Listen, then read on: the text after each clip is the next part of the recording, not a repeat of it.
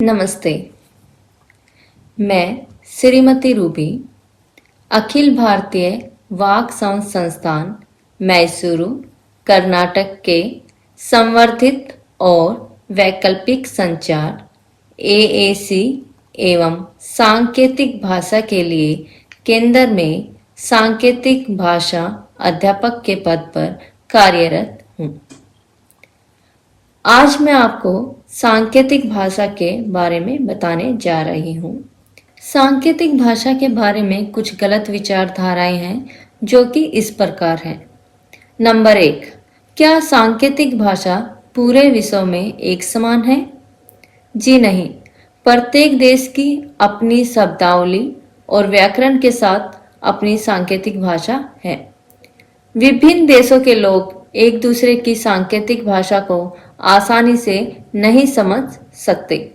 यदि एक सुनने वाला व्यक्ति एक देश में सांकेतिक भाषा सीखता है तो वह दूसरे देश की सांकेतिक भाषा को आसानी से नहीं समझ सकता है। हर देश की अपनी अलग सांकेतिक भाषा होती है। जैसे भारत में भारतीय सांकेतिक भाषा ISL का उपयोग होता है। इसमें ज़्यादातर दोनों हाथों का प्रयोग किया जाता है। जैसे A, B, C, D।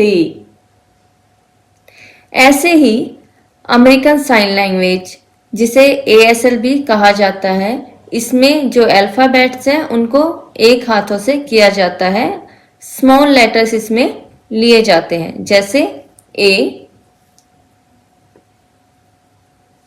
B,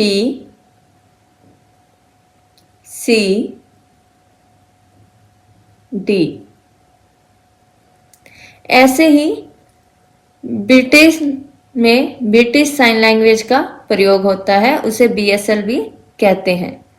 प्रत्येक देश में अलग अलग सांकेतिक भाषा है। यहाँ तक कि एक देश में भी सांकेतिक भाषा अलग अलग कारणों से भिन्न हो सकती है। जैसे उत्तर भारत में शादी के लिए यह संकेत दिखाया जाता है, शादी। वहीं दक्षिण भारत में शादी के लिए यह संकेत दर्शाया जाता है, शादी। नंबर 2, क्या सांकेतिक भाषा केवल हाथों की भाषा है? नहीं, सांकेतिक भाषा सिर्फ हाथों के इशारों तक सीमित नहीं है, बल्कि इसमें एक पूर्ण विकसित व्याकरण, वाक्य संरचना और शब्दावली का उपयोग होता है। जिस तरह हिंदी, अंग्रेजी या संस्कृत में व्याकरण के नियम होते हैं, वैसे ही सांकेतिक भाषा में भी होते हैं। यह भाषा बधिर व्यक्तियों को जटिल भावना और विचारों को अभिव्यक्त करने की पूरी क्षमता देती है। ये सभी भाषाएं एक दूसरे से भिन्न होती है और इनका अपना अपना व्याकरण और शैली होती है। क्या सांकेतिक भाषा को सार्वभौमिक बना देना चाहिए या नहीं? यह संभव नहीं है, क्योंकि भाषाएं सांस्कृतिक रूप से विकसित होती हैं। जिस तरह भारत में हिंदी, बंगाली, तमिल, मराठी जैसी अलग अलग बोली जाने वाली भाषाएं हैं, वैसे ही बधिर समुदायों की सांकेतिक भाषाएं भी क्षेत्रीय और सांस्कृतिक विविधताओं के अनुरूप विकसित होती हैं। इसलिए इन्हें सम्मान देना और संरक्षित करना आवश्यक है। नंबर 4, कुछ लोगों का मानना है कि यह बोले जाने वाली भाषाओं पर निर्भर है, लेकिन ऐसा नहीं है। इस भाषा की अपनी व्याकरण व नियम है। जैसे कि हिंदी में एक वाक्य है, आपका नाम क्या है? यही सेम वाक्य अंग्रेजी में व्हाट इज योर नेम। लेकिन जब हम इसको सांकेतिक भाषा में अनुवाद करते हैं तो सबसे पहले योर नेम व्हाट, जो क्वेश्चन मार्क है वो हम चेहरे के हाव भाव के साथ दर्शाएंगे। यहाँ तक कि नहीं जैसे शब्द भी वाक्य के अंत में दर्शाए जाते हैं, क्योंकि इसमें यही व्याकरण का नियम दिया गया है। यहाँ तक कि जैसे एक शब्द है भाई, जिसे हिंदी में भाई कहा जाता है, वहीं अंग्रेजी में उसे ब्रदर बोला जाता है। लेकिन जब हम सांकेतिक भाषा में उसका अनुवाद करते हैं तो वह दो शब्दों को मिला के एक शब्द बनता है, जैसे पुरुष और सिबलिंग।